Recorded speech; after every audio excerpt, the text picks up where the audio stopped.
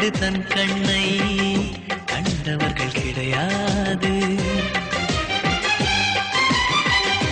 என் கண்ணை காணுகிறே இமை ரெண்டும் அசையாது.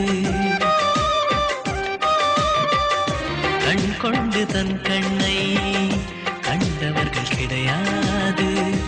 என் கண்ணை காணுகிறே இமை ரெண்டும் அசையாது.